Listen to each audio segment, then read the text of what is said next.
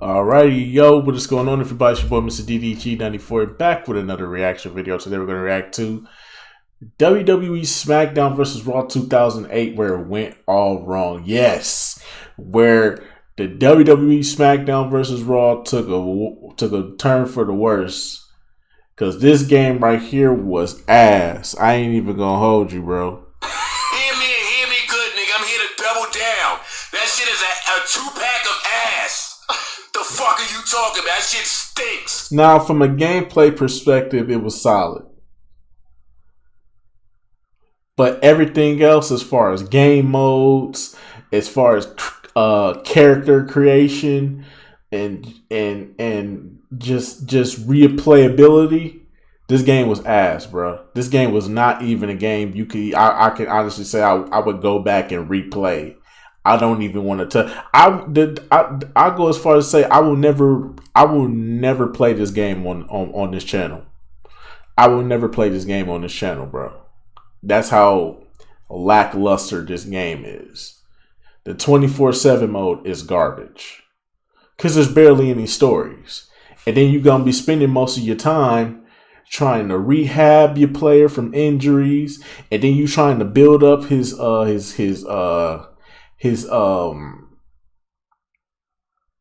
status and try to build his move setup, and it's impossible to do with the creative. It was just a bad idea to bring this game out overall. This game was fucking terrible, in my personal opinion, especially coming off of Smackdown versus Raw 2007, which I think we all can agree.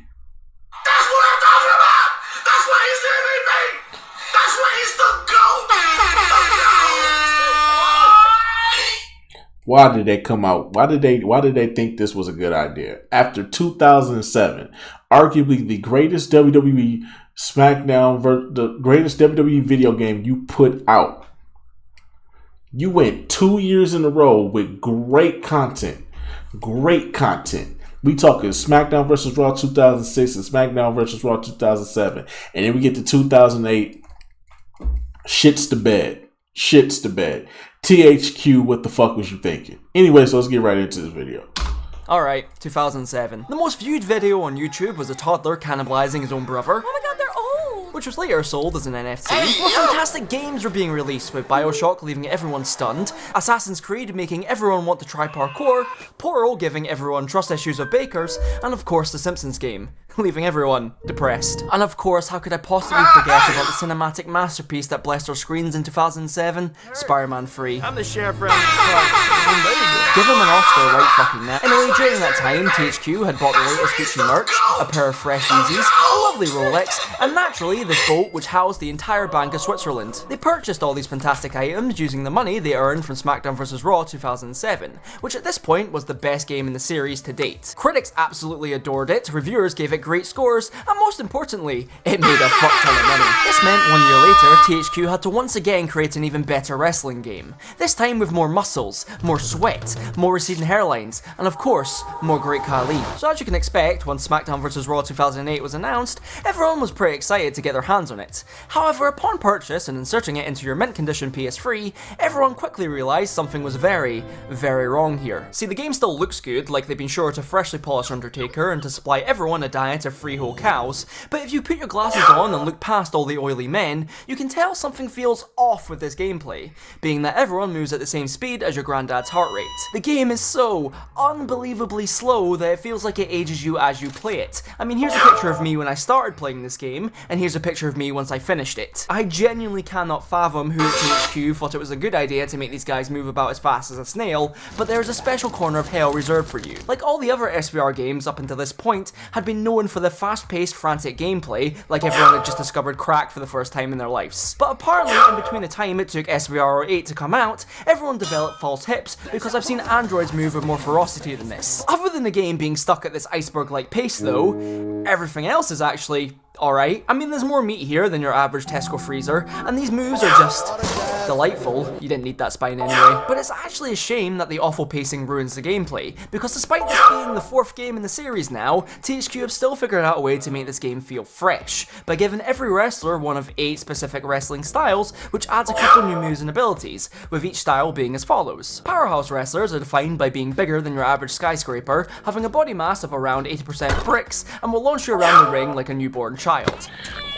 Basically, with this class, you can perform strong Irish whips and activate Rampage mode, which effectively makes you a demigod for 2 minutes, but does have the unfortunate side effect of sending a copy of the Rampage film to your house. Brawlers are wrestlers who like to let their fists do the talking, with this class allowing you to throw hands quicker than someone can shout World Star, or you can just mount your opponents and turn their head into Beyond Meat. Seriously lads, this seems a little excessive. I'm sure this man has a family. Technical wrestlers are not only able to reverse or counter anything you throw at them, but they can also fix your car at a reasonable price.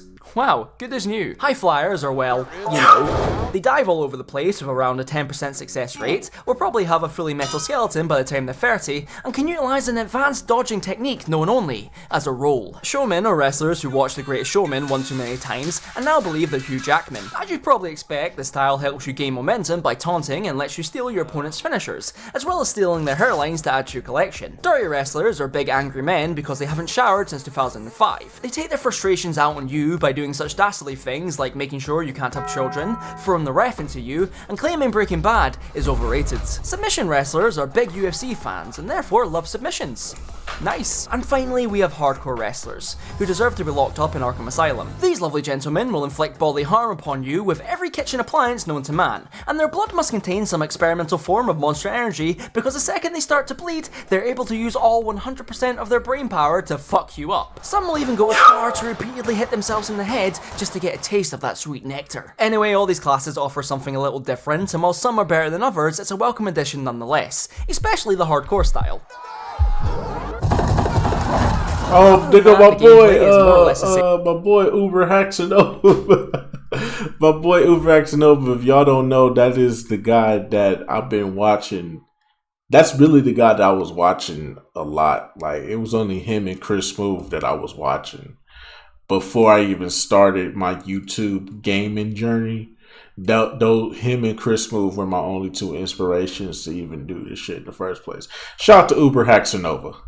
Same as the last SBR game, with the ultimate controls allowing you to carry your opponents around until you decide where a suitable place to dump them is, but the game just isn't as fun now because the pace utterly kills any flow to matches, and somehow it feels more awkward to control wrestlers now, with running being about as difficult as trying to figure out the meaning of life. On the bright side though, at least we have these lovely loading screens now. I mean, the game isn't unplayable, like my PS3 doesn't violently reject it, and it does put a smile on my face knowing I could easily become a brain surgeon. But when you go from playing Smackdown vs. Raw 2007, a game which revels in its fast-paced, chaotic action, to then this game, it does feel like I've accidentally clicked on a slow-mo guys video. Also, 6-man ladder matches will give you an aneurysm. Now, like every other game in the series, of course there's some different modes here, which you can play if you want to feel numb inside. Like the Hall of Fame mode, where you can compete in various challenges, like building your own PC and trying to play Cyberpunk on PS4. You also have to play certain matches on the hardest difficulty.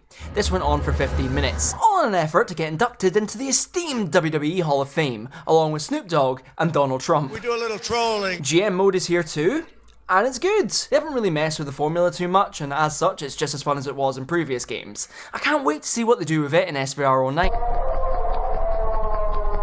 But the real talking point here is the new and improved season mode, renamed 24/7 mode because the grind never stops. And given my previous track record with creating wrestlers in these games, I had just the idea for who I needed to make. Still waiting for my royalties on the Logan Paul idea, by the way, Vince. Anyway, after hours of tirelessly working on this masterpiece, ladies and gentlemen,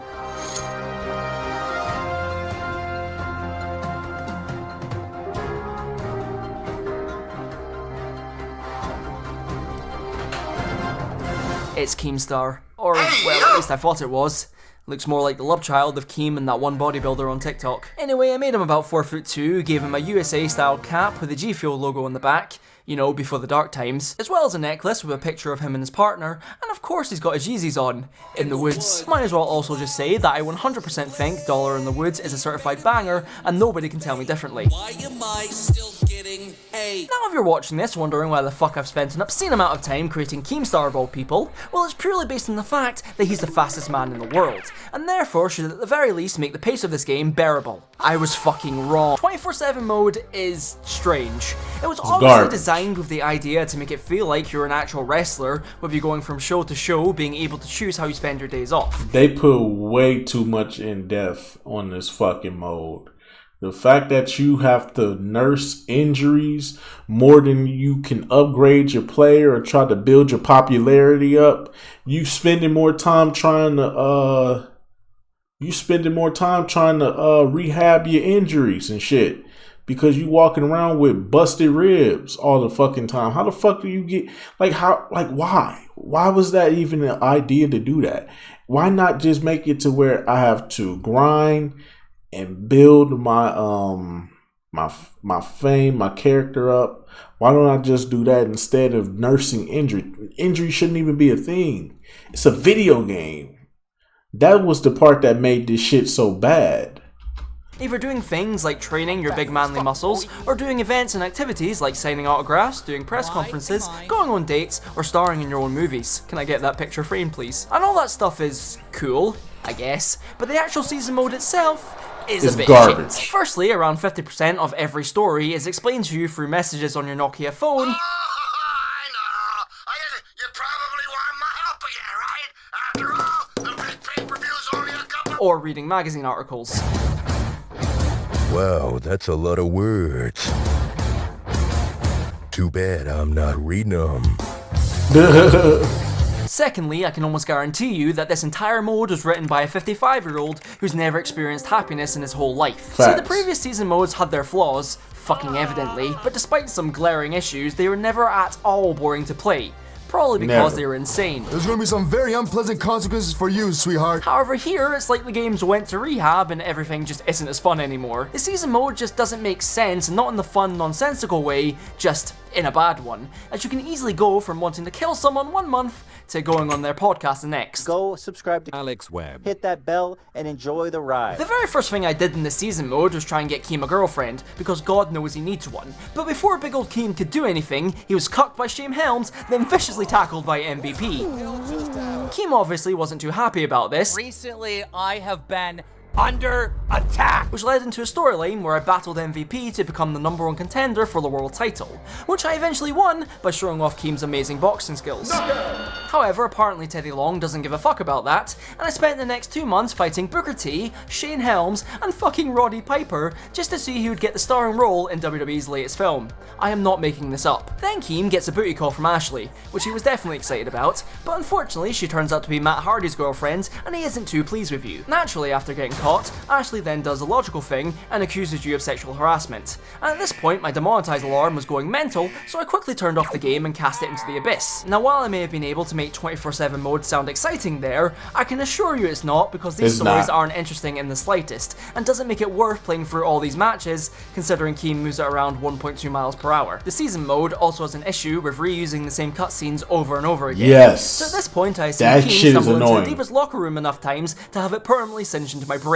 And I swear to God, if I have to see him lifting weights one more time, I'm gonna lose my fucking mind. Smackdown vs. Raw 2008 genuinely could have been fantastic. However, THQ decided to try and fuck around with the recipe and ended up with this mess. This might have been a bad decision. Sure, it does have some good ideas with the different class systems, and definitely the welcome inclusion of the hardcore wrestlers, but fuck me, I cannot justify the awful pace of this game, and while 24/7 mode can have some fun moments, it's ultimately ruined by the stories being awful, and there being fuck all cutscenes in comparison to the previous games, other than repeatedly seeing Keem getting gains and a fucking restraining order. This game to me kinda signaled the downfall of the SVR series, as it started to veer away from the arcade-like gameplay into a more simulation-based format, which as we all know ended great. But in saying that, I still have to rank this in the tier list, and given how much I clearly love this game, it's going in B tier.